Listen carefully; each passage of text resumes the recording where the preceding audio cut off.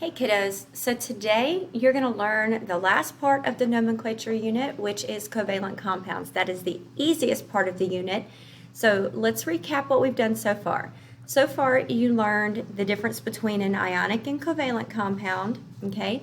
You also learned how to name ionic compounds. There are the binary ionic compounds that just contain a metal with only one nonmetal. You've also learned about the polyatomic ionic compounds. Let's back up. So also with the binary ionic compounds, you learned about metals that are just the regular metals out of the first two columns, and then also aluminum over there, number 13, that have charges that are always the same. And then you've learned how to name the metals that are transition metals, and you used Roman numerals to designate the charge because their charge varies. Next, you learned about the polyatomic ions. That's where you still just have one metal, but then your nonmetal is going to be more than one element, so more than one poly, and that combination of the nonmetal ions or nonmetal atoms together produces an ion, and you have to treat it sort of as if it's like a group that can't be separated, so you never change the number of the oxygens when you're switching the charges.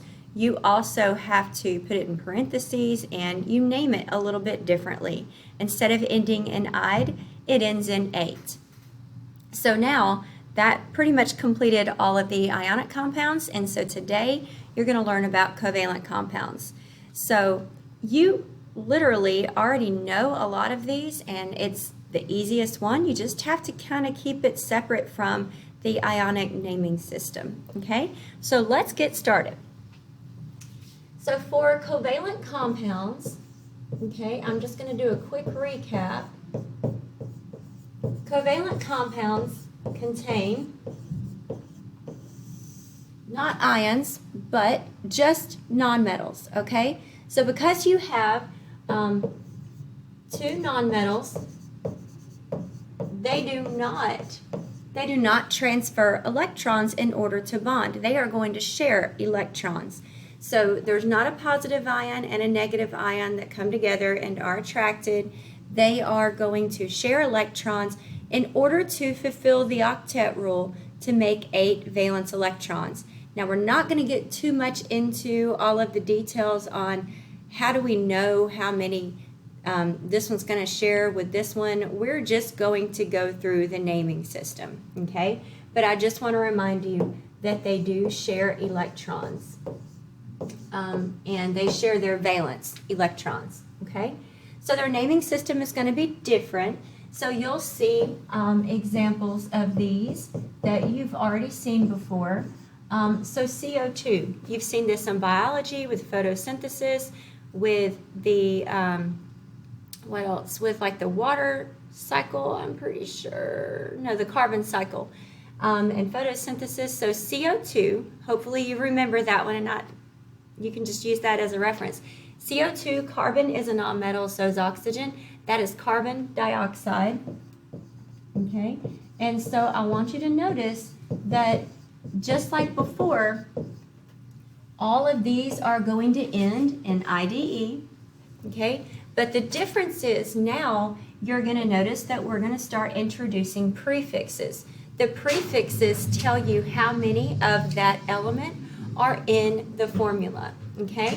So with covalent compounds, you can have any number of nonmetals come together, and there's not quite infinite, but there's seemingly endless possibilities of combinations of the nonmetals that can combine, okay? Whereas ionic compounds, something with a +1 charge is always going to have a +1 charge, and so it can bond with like a -3 charge, and you just need 3 of the +1s to cancel a -3, okay? So that is more straightforward. This is any number of combinations, so we just use prefixes to tell, okay, in this compound, how many C's and how many O's do you have? So literally the name is telling us that we have 1 carbon and 2 oxygens, okay?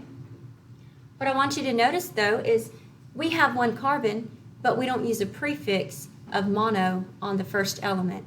So let's talk about those prefixes. Actually, before we do that, let's go over the steps to name these. Okay, so we'll do steps to name covalent compounds, and I'll just stop at covalent. Okay, so the first thing you're going to do is you're going to name the first nonmetal.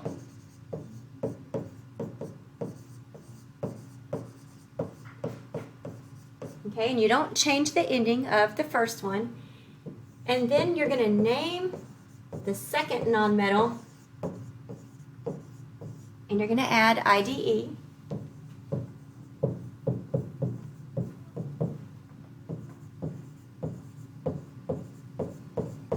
As your suffix, okay? But then the third step is going to be a little different because we need to add prefixes for those to represent those subscripts that are in the formula.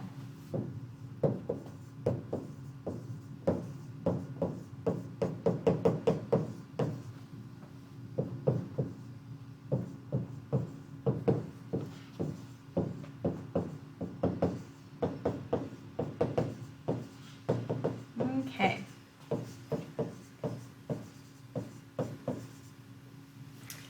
All right, so take a minute to copy that down. And then what is this going to look like? Well, I have all of the prefixes that you are going to need to try to remember. And to be honest, you don't really have to memorize these because on your test, you'll have one column where the formula is given, one column where the names are given, and then you have to write the formula. And you can just use these as your little cheat sheet for what the different prefixes are, okay? So I have prefixes 1 through 10.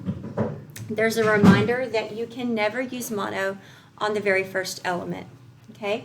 So we're going to apply this, and we're going to do just a few examples, okay? And that'll pretty much be all there is to it. So AS is arsenic. So how many arsenics do we have? We have 4. The prefix for 4 is tetra, and by the way, I have this really cool way to remember what tetra stands for or what the prefix for 4 is. So if y'all remember that game, Tetris, that you'd have to play on the computer, and it's got those little shapes, you know, that you flip and you try to make the little stacks. Well, every single shape, like there's one that's like a box, and the box is like 4 squares together. There's like this line, and it's 4 squares together. There's like this L shape, and it's 4 squares together. So guess what? And then there's like that little Z one, like that. So guess what? Guess how many squares there are in each shape? 4, which comes from, stop it, Kyle. Okay, now you're on my video. All right.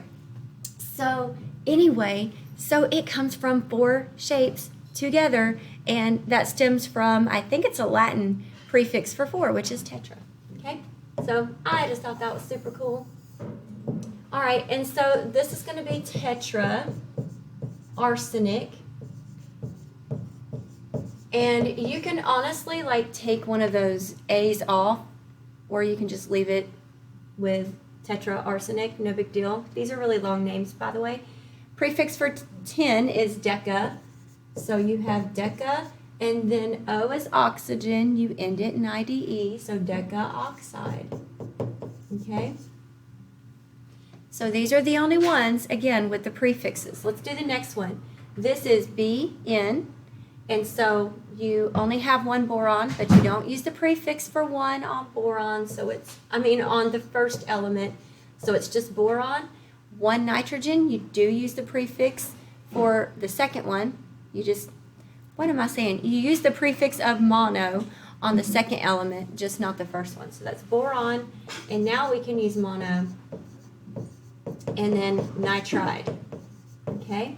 And then last example on this side, we have 2 nitrogens, so that's dinitrogen.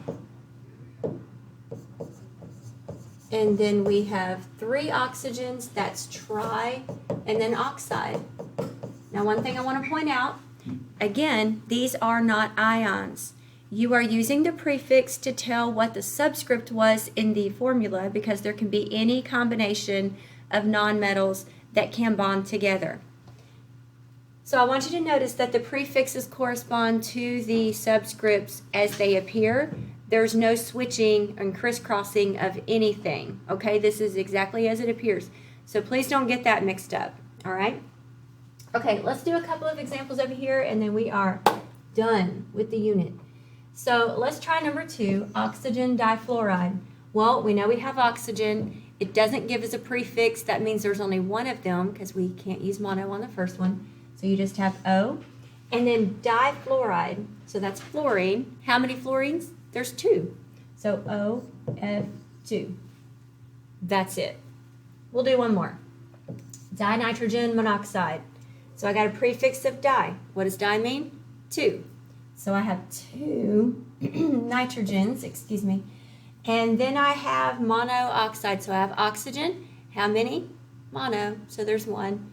So that's it. Okay? All right. Easy peasy.